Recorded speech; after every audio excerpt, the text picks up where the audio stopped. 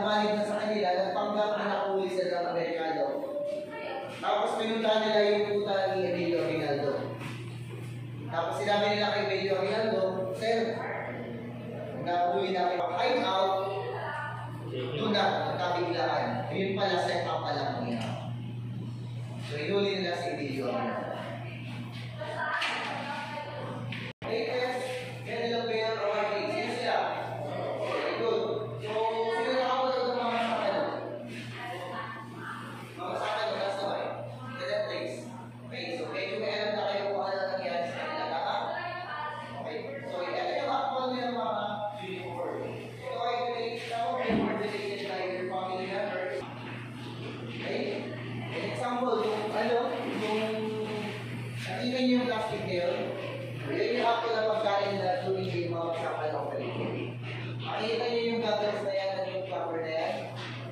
Sa ginamit ng mag-isa sa kanila, lumulubog sila sa mayor kasi sila nakapatay or nakahuli.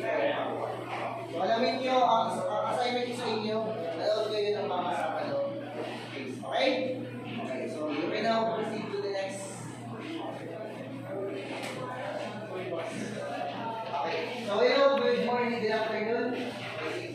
Good afternoon, welcome to the ballistic section. Okay, so dito nyo makikita yung firearm na ginamit simula ng American era, Spanish era, Japanese era, World War I, World War II, up to the present na hanggang sa 1990. So, most of them ay donated by constabulary personnel na nag-retire na. But some of them sa aming FDO or Fire Explosive Office na nandito sa Kamukurang. Okay, so ngayon, a lot of time. But I will give you the chance na magpa-picture. Okay? Pwede nyo siguro i-liwanag para is malaman yung what texture na itong dahil. Alright? So, sige na. We'll go ahead and take a picture. So, yung iba na hindi mahilig sa baril, pwede makinig sa akin. Iba, okay na kayo dyan.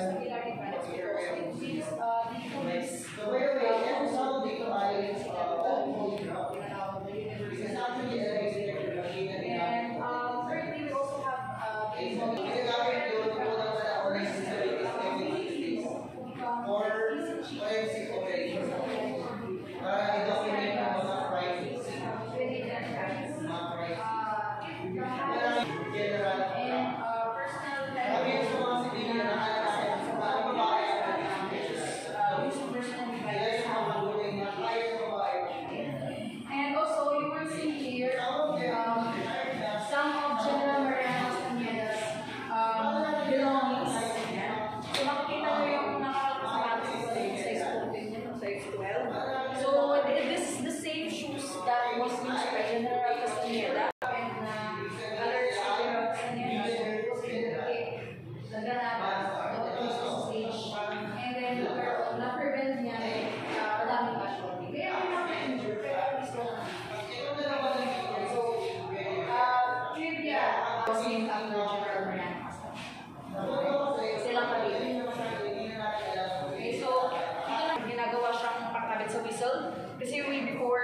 Diba, there's this notion na mga police nasa streets, nasa outside, diba? Serve as an indicator on what part of the country you are assigned. That's why may mga colors. So for example, ako police, na-assign ako sa region 6, 7, and 8. So ang color ng lanyard ko ay blue.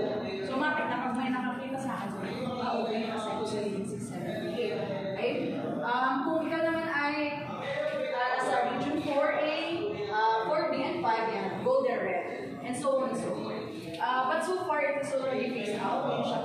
Hindi na siya part ng aming uniform. But there is still a unit that uses talaga the whistle and the lanyard.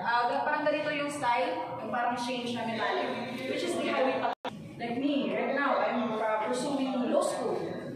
So while I'm working, I'm also a law student. So hindi kami pinipigilan na mag-pursue ng ibang way of career or ibang path ng career. So for example, meron akong ibang classmates na red. Kasi khaki, Pero yung color, iba dyan, brown, yung kanilang and then meron silang Pakita nyo, konti That's lang. why may Kasi yung iba dyan, like, hindi baka may mga lolo-lola nyo, Hindi na... baka familiar sa kanila ng khaki red. That was the time na PCI.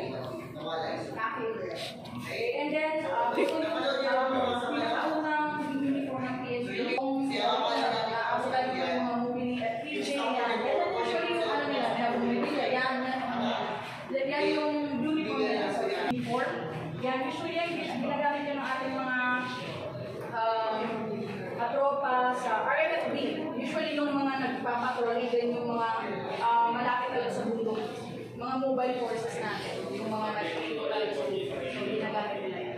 And then ito naman tinatawag natin blue duck and white duck. Usually worn by